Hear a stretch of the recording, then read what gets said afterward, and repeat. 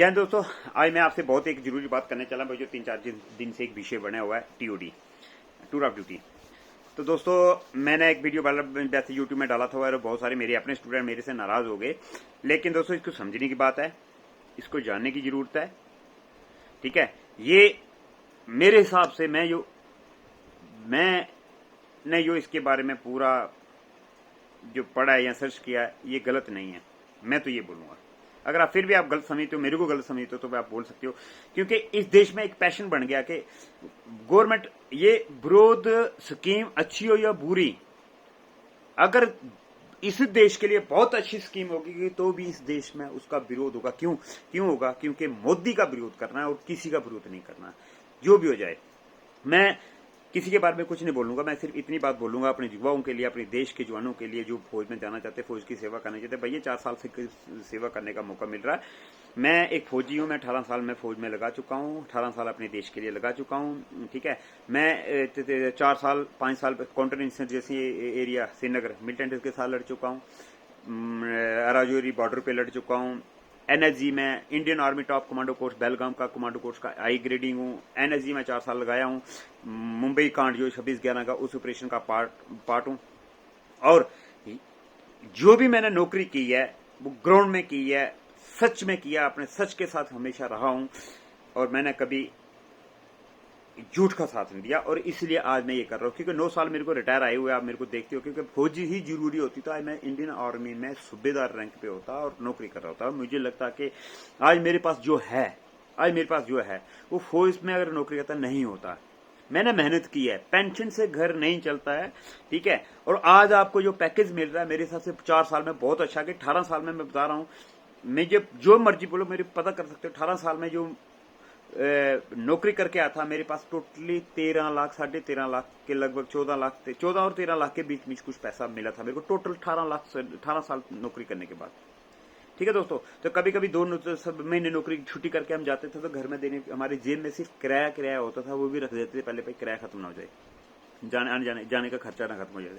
तो ऐसा नहीं है कि हम लोग ये। और दूसरा सबसे बड़ी बात यह है कि फौज एक कमाई का साधन नहीं है, फौज एक घर चलाने का साधन नहीं है।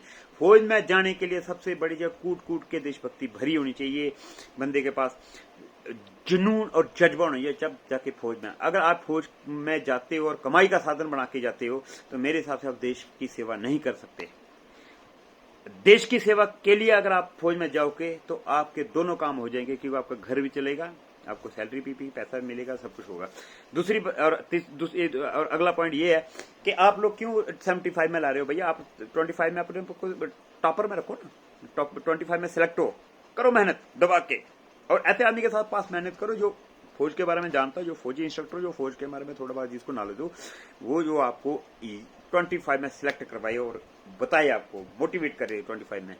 ठीक है, और जो देश में आप लोग कर रहे हो, जो हो रहा है, तो मेरे हिसाब से ये बिल्कुल भी जायज नहीं है। मैं इसका समर्थन नहीं करता हूं। ये जो लोगों ने किया वो फौज के लायक नहीं है। जो देश को जलाता है वो देशभक्त नहीं हो सकता।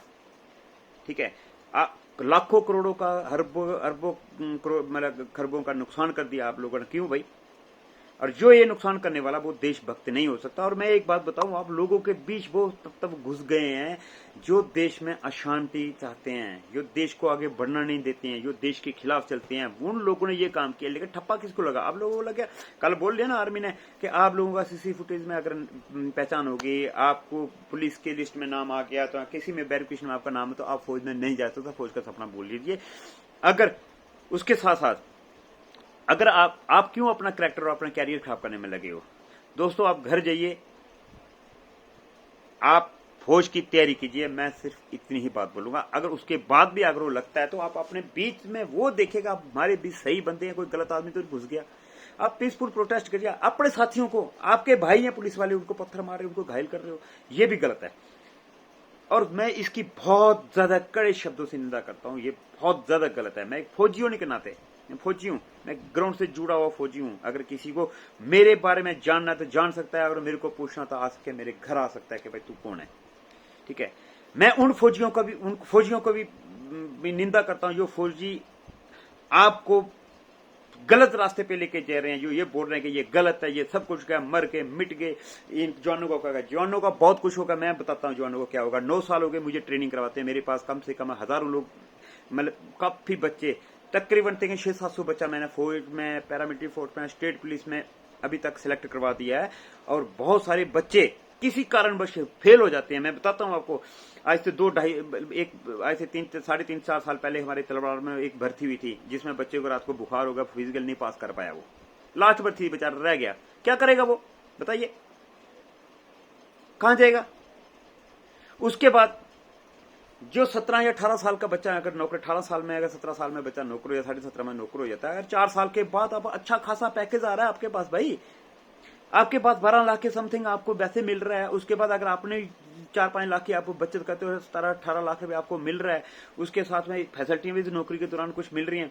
भाई साहब 18 साल नौकरी करके आया था, 13 लाख, 13.5-14 लाख के अंदर अंदर मेरे को पैसा मिला था। 18 साल नौकरी करने के बाद क्या कमाया था मैंने? अरे मैंने अपना मकान नहीं बनाया था, आके वो 13 लाख के 2 कमरे बनाए थे, आज तक वो 2 कमरे में रह रहा हूं। मेहनत की, घर आने के बाद अकेडमी खोली थी, 35 साल का था, हिम्मत थी, जुनून था, जज्बा था, और अकेडमी खोली। अकेडमी में मेहनत की, जो थोड़ी बहुत फीस आती है, लाखों रुपया मेरे बच्चे हैं। मेरे अकेडमी में बच्चे वो भी आते हैं जो इनका एक पैसा भी नहीं लेता हूं मैं, क्योंकि वो गरीब होते हैं, कि जिनके माँ बाप नहीं होते हैं, बेचारे कुमार नहीं होते हैं, नौकरी कर रहे हैं फौज में, लेकिन पैसे आज तक नहीं लिए मैंने कहीं से।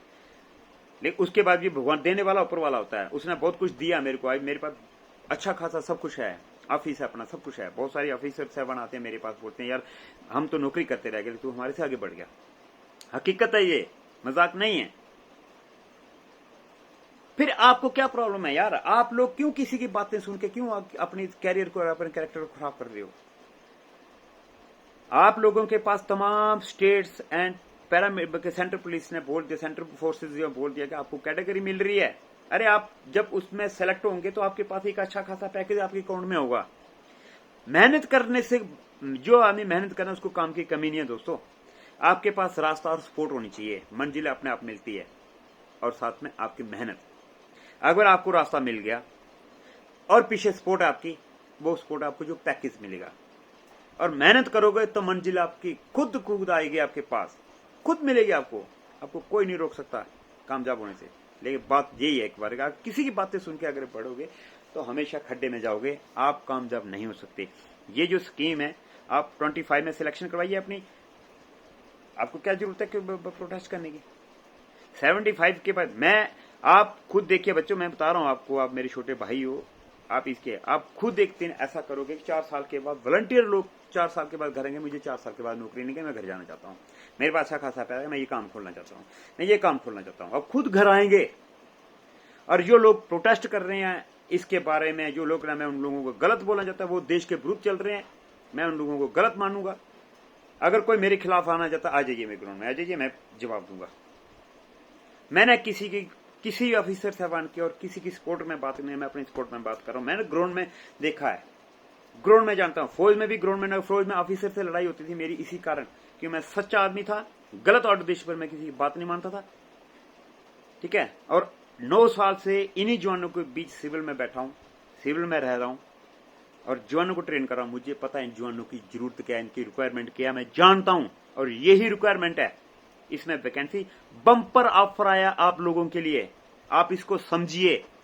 लोगों के बहकावे में आके खुद का नुकसान मत कीजिए। ये लोग आपके कंधे पे राइफल रख के आपका नुकसान करवा रहे हैं और देश को बर्बाद कर रहे हैं। और फिर बता रहा हूं, देश को बर्बाद करने वाला देश का भक्त कभी नहीं हो सकता। अपना कैरेक्टर और कैरियर मत खराब कीजिए। कहीं आपका नाम आ गया पुलिस की लिस्ट में, सीसी फुटेज में, या आपके पर एफआईआर लग गई, जिंदगी भर आप आर्मी के में नहीं जा सकते। मैं फिर दोबारा एक हाथ जोड़ के आपसे पूरे देशवासियों, देश के युवाओं से प्रार्थना करना चाहूंगा कि आप ऐसे आदमी के साथ पास जाइए कि जिसने एक सच्चे ईमानदार से फौज की नौकरी की है। वो पूछेगा आपको, वो बताएगा आपको उससे क्या है। मैं बता रहा हूं आपको, आपके पास बहुत अच्छा ऑफर है, ये बम्पर ऑफर है आपके पास। आप अगर आगे बढ़ना चाहते हो, आपने 25 में सिलेक्शन कर दिया, और आप ही लोग, मैं बता रहा हूं, आप ही लोग 4 साल के बाद वॉलंटियर आना शुरू कर देगा। मेरे को ऐसा मौका मिला होता ना तो मैं 4 साल के बाद वॉलंटियर आता कि साहब मेरे को ये पैकेज मिल रहा है अच्छा खासा, आप अपना पैसा बचाइए, कोशिश कीजिएगा कम से कम खर्चा हो। मुझे पता है आज के डेट में कोई भी अपने माँ बाप को इतना खर्चा नहीं देता है, बहुत ही ज्यादा मजबूर होंगे, तो आप अपना पैसा बचाइए, अपने पैसे की सेविंग करिए और साथ में 11,71,71,000 का आपको मिल रहा है, इसको सिविल में अगर आप एडजस्ट करते, किसी चीज की कमी नहीं है आपको कोई। और साथ में हमारे फौजी भाई कुछ बोल रहे हैं, सॉरी अगर वीडियो लंबा हो गया पूरा देखना, कुछ फौजी भाई बोल रहे हैं अडानी और अंबानी। दोस्तों मैं एक बात बताऊं आपको, अंबानी के पास हमारे पता नहीं कितने फौजी काम कर रहे हैं बेचारे, एटीएम के बाहर भी हमारे फौजी नौकरी, बैंक के बाहर भी हमारी फौजी ना, घर आने के कुछ नहीं मिलता किसी को, बस सिक्योरिटी गार्ड की नौकरी मिलती है। लेकिन आपको वो मौका नहीं मिलेगा, क्यों? क्योंकि आप जंग हो, 35-40 साल के घर आओगे तो आपको सिक्योरिटी के गार्ड के सिवाय कोई नहीं रखता, कोशिश ये होती है उनकी देखना। लेकिन अंडानी अंबानी की बात कर रहे हो ना, अंडानी मैं बता रहा हूं, मैं अंडानी अंबानी का कोई चमचा नहीं है, अंडानी अंबानी मेरे को रोटी नहीं दे रहा है, मैं मेहनत से कमाता हूं, आज तक मेरा कोई रिलेशन मतलब कभी मैंने सुना। लेकिन अंबानी की सिक्योरिटी गार्ड मेरे साथ में ऑफिस है, 22,000 रुपया एक सिक्योरिटी गार्ड वाला क्या बोलते पेंशन तनख्वाह लेता है अंबानी से, और एक एटीएम वाला बेचारा 8 से 10 11 हजार रुपये तनख्वाह लेता है एटीएम में। क्या मिलता है फौजी आदमी को घर आन के? यही मिलता है, चाहे आप 40 साल में आओगे या यहाँ आओगे, ठीक है।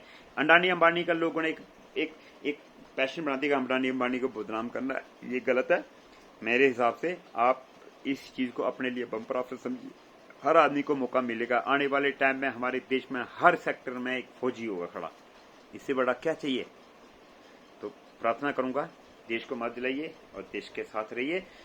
इस स्कीम को अगर 4 साल के बाद ये स्कीम कामयाब नहीं हुई तो कैंसिल करवाइए, लेकिन फिर भी आपको पैकेज अच्छा मिलेगा, ठीक है।